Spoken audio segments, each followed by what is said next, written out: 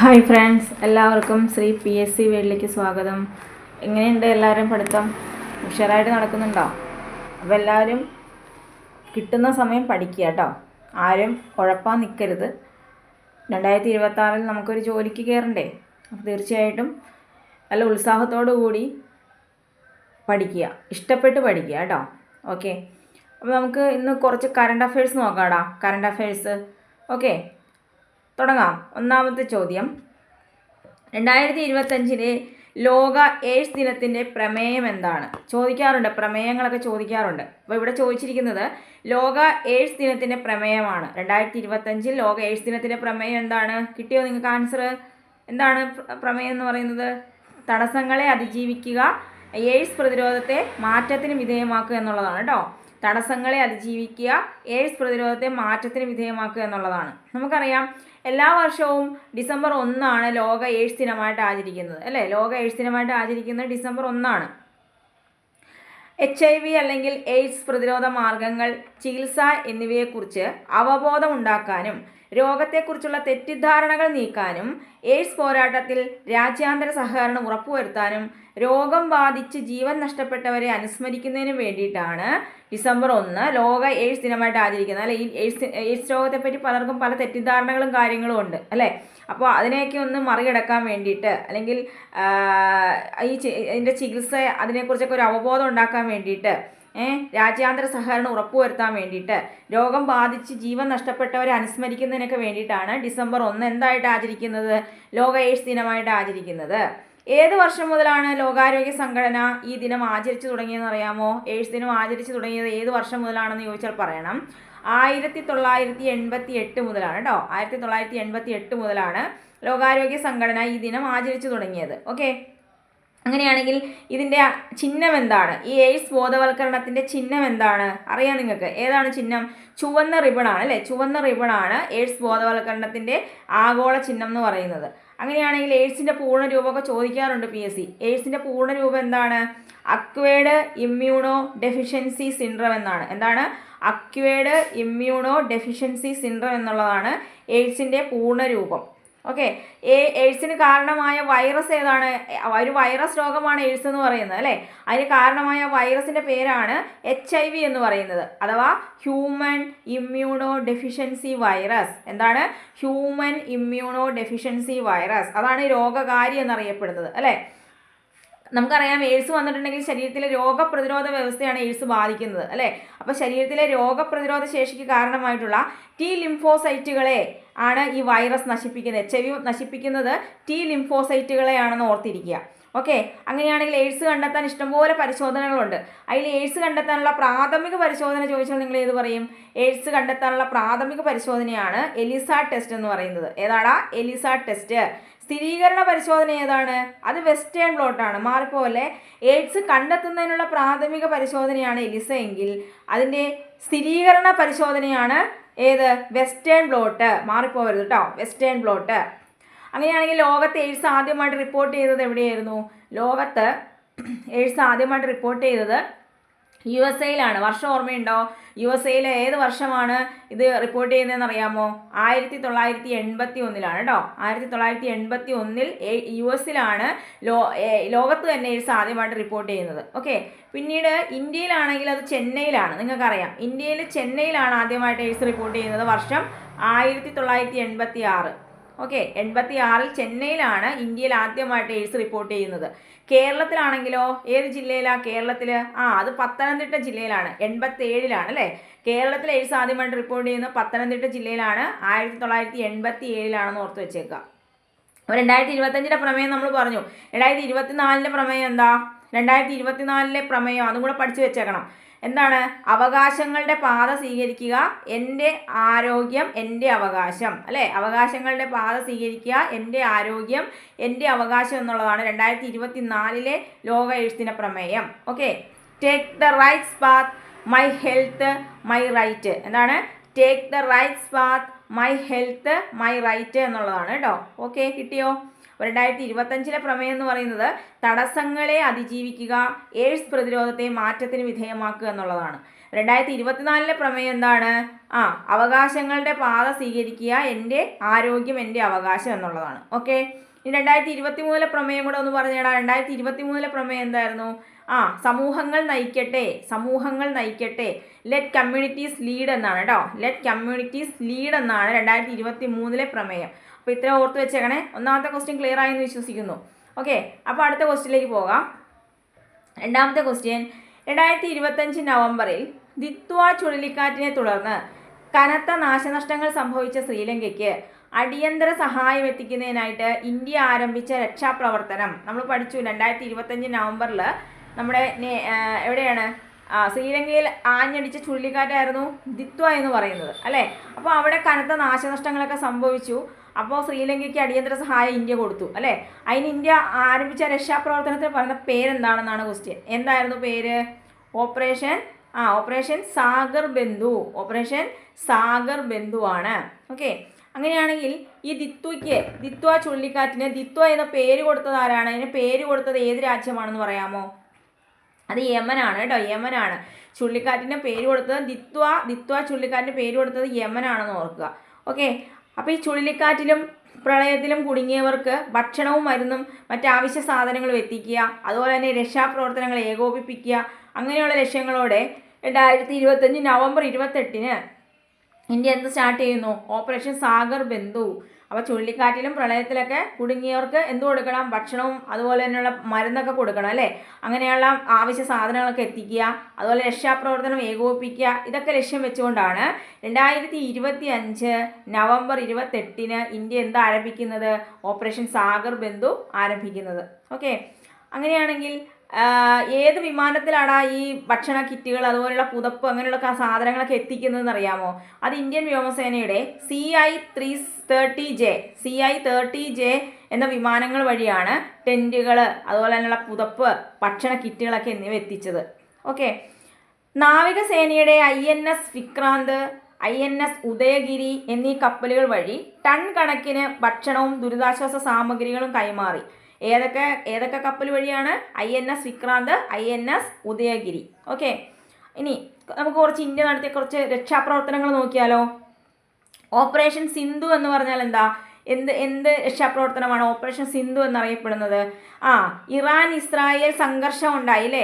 അപ്പോൾ ഈ Iran Israel സംഘർഷം രൂക്ഷമായ സാഹചര്യത്തിൽ ഇറാനിൽ കുടുങ്ങിയ ഇന്ത്യൻ പൗരന്മാരെ സുരക്ഷിതമായി നാട്ടിലെത്തിക്കാൻ ആരംഭിച്ച രക്ഷാദൗത്യമാണ് ഓപ്പറേഷൻ സിന്ധു. എന്താണ്?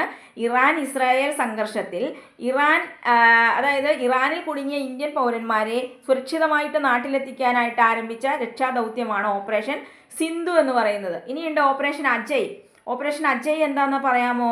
അത് ഇസ്രായേൽ പാലസ്തീൻ മേഖലയിൽ സംഘർഷം നിലനിൽക്കുന്ന സാഹചര്യത്തിൽ അവിടെയുള്ള ഇന്ത്യൻ പൗരന്മാരെയും അതുപോലെ നേപ്പാൾ സ്വദേശികളെയൊക്കെ ഒഴിപ്പിക്കാൻ വേണ്ടിയിട്ട് നടത്തിയ ദൗത്യമാണ് ഓപ്പറേഷൻ അജയ്. ഓപ്പറേഷൻ അജയ് എന്ന് പറയുന്നത് ഇസ്രായേൽ പലസ്തീൻ മേഖലയിൽ സംഘർഷം നിലനിൽക്കുന്ന സാഹചര്യത്തിൽ അവിടെയുള്ള ഇന്ത്യൻ പൗരന്മാരെ അതുപോലെ തന്നെ നേപ്പാൾ സ്വദേശികളൊക്കെ ഉണ്ടായിരുന്നു, അവരെയൊക്കെ ഒഴിപ്പിക്കാൻ വേണ്ടിയിട്ട് നടത്തിയ ദൗത്യമാണ് ഓപ്പറേഷൻ അജയ് എന്ന് പറയുന്നത്. ഓക്കെ, അടുത്ത ഓപ്പറേഷനാണ് മൈത്രി. ഓപ്പറേഷൻ മൈത്രി കേട്ടിട്ടുണ്ടോ?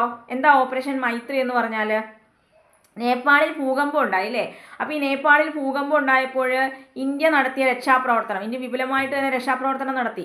അതാണ് ഓപ്പറേഷൻ മൈത്രി എന്ന പേരിൽ അറിയപ്പെടുന്നത്. ഓക്കെ, നേപ്പാളിൽ ഭൂകമ്പം ഉണ്ടായപ്പോൾ ഇന്ത്യ നടത്തിയ വിപുലമായ രക്ഷാപ്രവർത്തനം എന്ത് പേരിൽ അറിയപ്പെടുന്നു?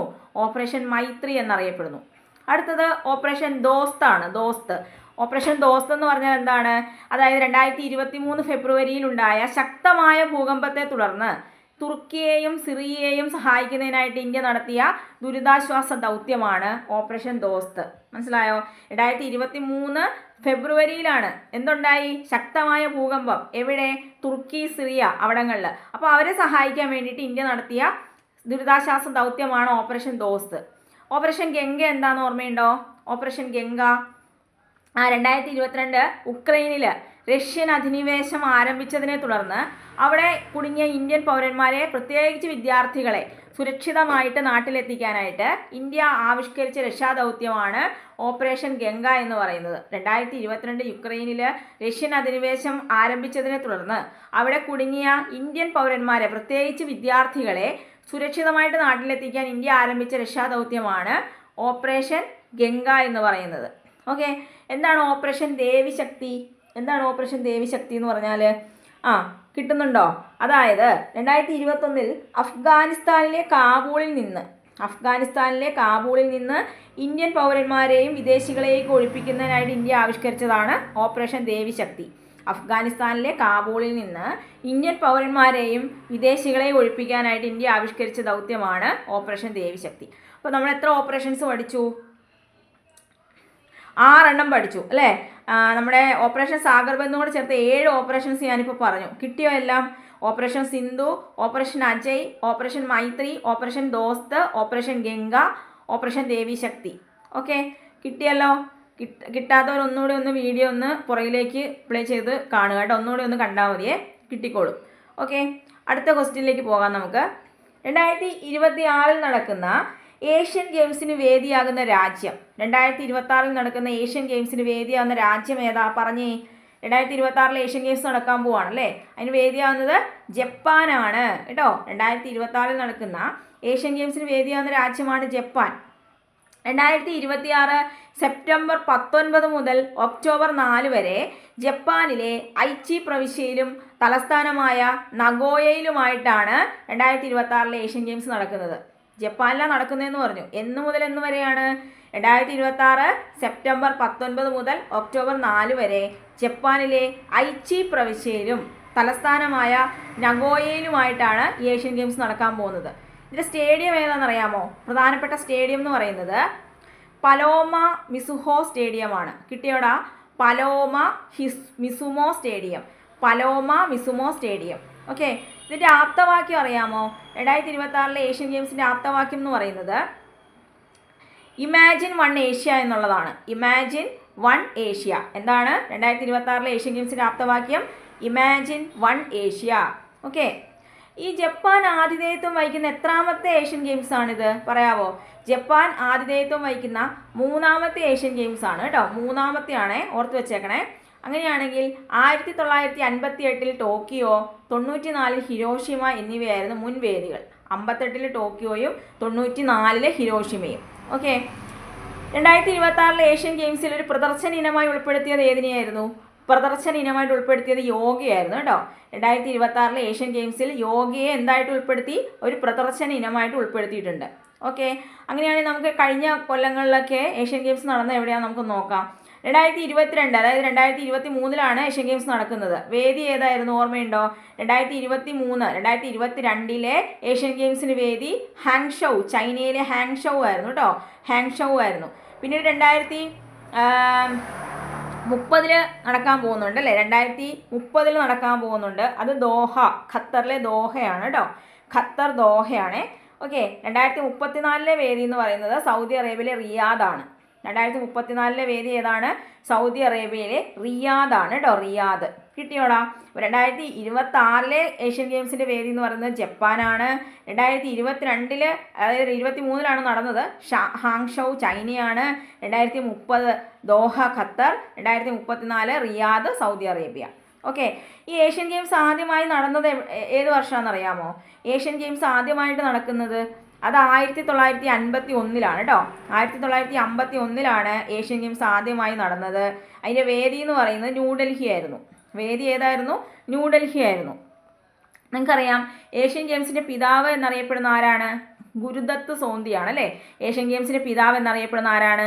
ഗുരുദത്ത് സോന്തിയാണ്. അങ്ങനെയാണെങ്കിൽ സംഘാടകരെന്നറിയപ്പെടുന്ന സംഘാടകരാരാണ്? ഒളിമ്പിക് കൗൺസിൽ ഓഫ് ഏഷ്യ ആണ് കേട്ടോ. ഒളിമ്പിക് കൗൺസിൽ ഓഫ് ഏഷ്യ ആണ് സംഘാടകർ. ഇന്ത്യ ആതിഥേയത്വം വഹിച്ചത് എത്ര തവണയാണെന്നറിയാമോ? ഇന്ത്യ ഏഷ്യൻ ഗെയിംസിന് ആതിഥേയത്വം വഹിച്ചത് 2 തവണയാണ്. ഏതൊക്കെ വർഷങ്ങളിലാണ്? ഒന്ന് നമ്മൾ പറഞ്ഞു ആദ്യമായിട്ട് നടക്കുന്നത് ന്യൂഡൽഹിയിൽ വെച്ചിട്ടാണെന്ന്. അപ്പോൾ 1951 82 ഇന്ത്യ ആതിഥേയത്വം വഹിച്ചിട്ടുള്ളത്. അപ്പോൾ ഇന്ത്യ എത്ര തവണ ആതിഥേയത്വം വഹിച്ചു? 2 തവണ. ഏതൊക്കെ വർഷങ്ങളിൽ? 1951 82. മറക്കല്ലേ. കിട്ടിയോടാ? അപ്പോൾ ഓർക്കുക, 2026 നടക്കുന്ന ഏഷ്യൻ ഗെയിംസിൻ്റെ വേദി ജപ്പാനാണെന്ന് ഓർക്കുക. ഓക്കെ, ആപ്തവാക്യം ഓർക്കുന്നുണ്ടോ? ആപ്തവാക്യം ഇമാജിൻ വൺ ഏഷ്യ എന്നുള്ളതായിരുന്നു. ഓക്കെ, ജപ്പാൻ ആതിഥേയത്വം വഹിക്കുന്ന 3ാമത്തെ ഏഷ്യൻ ഗെയിംസ് ആണെന്ന് ഓർക്കുക. 2022 Hangzhou China, 2030 Doha Qatar, 2034 Riyadh Saudi Arabia. Okay, നമുക്ക് ലാസ്റ്റ് ക്വസ്റ്റ്യനിലേക്ക് പോകാം. ഇന്ത്യയിൽ ആദ്യമായിട്ട് വീൽ ചെയർ ആവശ്യമായി വരുന്ന യാത്രക്കാർക്ക് വിമാനത്തിൽ അനായാസം കയറാനും ഇറങ്ങാനുമുള്ള മൊബിലിറ്റി അസിസ്റ്റ് സംവിധാനം ഏർപ്പെടുത്തിയ വിമാനത്താവളം ഏതാണ്? ക്വസ്റ്റ്യൻ മനസ്സിലായോ? ഒന്നുകൂടെ ക്വസ്റ്റ്യൻ പറയാം. ഇന്ത്യയിൽ ആദ്യമായിട്ട് വീൽ ചെയർ ആവശ്യമായി വരുന്ന യാത്രക്കാർക്ക് വിമാനത്തിൽ അനായാസം കയറാനും ഇറങ്ങാനുമുള്ള മൊബിലിറ്റി അസിസ്റ്റ് സംവിധാനം ഏർപ്പെടുത്തിയ വിമാനത്താവളം ഏതാ? കിട്ടുന്നുണ്ടോ? ഏതാന്ന് അറിയാമോ? കെമ്പെഗൗഡ രാജ്യാന്തര വിമാനത്താവളം, ബംഗളൂരുവിലെ കെമ്പെഗൗഡ രാജ്യാന്തര വിമാനത്താവളമാണ് ഇങ്ങനൊരു സംവിധാനം ഏർപ്പെടുത്തിയത് കേട്ടോ. അതായത് വൈകല്യമുള്ള യാത്രക്കാർക്ക് അവർക്ക് നമ്മുടെ വിമാനങ്ങളിലേക്ക് കയറാനും ഇറങ്ങാനും ഒക്കെ ഭയങ്കര ബുദ്ധിമുട്ടായിരിക്കും അല്ലേ. അപ്പോൾ ഈ വൈകല്യമുള്ള യാത്രക്കാർക്ക് തടസ്സമില്ലാതെ എയർപോർട്ടിലൂടെ സ്വതന്ത്രമായിട്ട് സഞ്ചരിക്കാൻ സാധിക്കുന്ന തരത്തിൽ രൂപകൽപ്പന ചെയ്തിരിക്കുന്ന സംവിധാനമാണ് എന്തെന്ന് പറയുന്നത്? മൊബിലിറ്റി അസിസ്റ്റ് എന്ന് പറയുന്നത്. ഓക്കെ, ഇന്ത്യയിലെ ആദ്യത്തെ വാട്ടർ പോസിറ്റീവ് വിമാനത്താവളം ഏതാണെന്നറിയാമോ? ഇന്ത്യയിലെ ആദ്യത്തെ വാട്ടർ പോസിറ്റീവ് വിമാനത്താവളം അത് നമ്മുടെ ഇന്ദിരാഗാന്ധി രാജ്യാന്തര വിമാനത്താവളമാണ്. ന്യൂഡൽഹിയിലാണെന്ന് അറിയാമല്ലോ. ന്യൂഡൽഹിയിലെ ഇന്ദിരാഗാന്ധി രാജ്യാന്തര വിമാനത്താവളമാണ് ഇന്ത്യയിലെ ആദ്യത്തെ വാട്ടർ പോസിറ്റീവ് വിമാനത്താവളം എന്ന് അറിയപ്പെടുന്നത്. പൂർണ്ണമായും സൗരോർജ്ജത്തിൽ പ്രവർത്തിക്കുന്ന ലോകത്തിലെ ആദ്യ വിമാനത്താവളം ഏതാ? പൂർണ്ണമായും സൗരോർജ്ജത്തിൽ പ്രവർത്തിക്കുന്ന ലോകത്തിലെ ആദ്യ വിമാനത്താവളം ഏതാ? കൊച്ചി രാജ്യാന്തര വിമാനത്താവളമാണ്. സിയാലാണല്ലേ. പൂർണ്ണമായും സൗരോർജ്ജത്തിൽ പ്രവർത്തിക്കുന്ന ലോകത്തിലെ ആദ്യ വിമാനത്താവളമാണ് സിയാൽ എന്നറിയപ്പെടുന്നത്. എയർപോർട്ട് അതോറിറ്റി ഓഫ് ഇന്ത്യയുടെ ആദ്യ കാർബൺ ന്യൂട്രൽ വിമാനത്താവളം എവിടെയാണ്? എയർപോർട്ട് അതോറിറ്റി ഓഫ് ഇന്ത്യയുടെ ആദ്യത്തെ കാർബൺ ന്യൂട്രൽ വിമാനത്താവളം ഏതാണെന്നറിയാമോ? അത് നമ്മുടെ ലേ ആണ് കേട്ടോ. ലേ വിമാനത്താവളമാണെന്ന് ഓർത്തിരിക്കണേ. എയർപോർട്ട് അതോറിറ്റി ഓഫ് ഇന്ത്യയുടെ ആദ്യത്തെ കാർബൺ ന്യൂട്രൽ വിമാനത്താവളമാണ് ലേ വിമാനത്താവളം എന്ന് പറയുന്നത്. കിട്ടിയോടാ? അപ്പോൾ ഇന്ത്യയിൽ ആദ്യമായിട്ട് വീൽ ചെയർ ആവശ്യമായി വരുന്ന യാത്രക്കാർക്ക് വിമാനത്തിൽ അനായാസം കയറാനും ഇറങ്ങാനുമുള്ള മൊബിലിറ്റി അസിസ്റ്റ് സംവിധാനം ഏർപ്പെടുത്തിയ വിമാനത്താവളം മറക്കരുത്. അത് ബംഗളൂരുവിലെ കെമ്പെഗൗഡ രാജ്യാന്തര വിമാനത്താവളമാണെന്ന് ഓർത്ത് വെച്ചേക്കുക. ഓക്കെ, അപ്പോൾ ഇത്രയേ ഉള്ളൂ ഇന്നത്തെ ക്ലാസ്. കുറേശ്ശെ എടുക്കുന്നത് നിങ്ങൾക്ക് ബോറടിക്കാതിരിക്കാനും പെട്ടെന്ന് പഠിക്കാൻ വേണ്ടിയിട്ട് വേണം. അപ്പോൾ അന്നുള്ള പോർഷൻ അന്നന്ന് തന്നെ പഠിച്ചു തീർക്കുക കേട്ടോ. ഓക്കേടാ, അപ്പോൾ ക്ലാസ് ഇഷ്ടപ്പെട്ടെങ്കിൽ ലൈക്ക് ചെയ്യുക, നിങ്ങളുടെ കൂട്ടുകാരിലേക്കൊക്കെ ഒന്ന് ഷെയർ ചെയ്ത് കൊടുക്കുക. ഓക്കെ, സബ്സ്ക്രൈബ് ചെയ്ത് കാണാത്തവരുണ്ടെങ്കിൽ സബ്സ്ക്രൈബ് ചെയ്യുക. ഓക്കേടാ, ബൈ.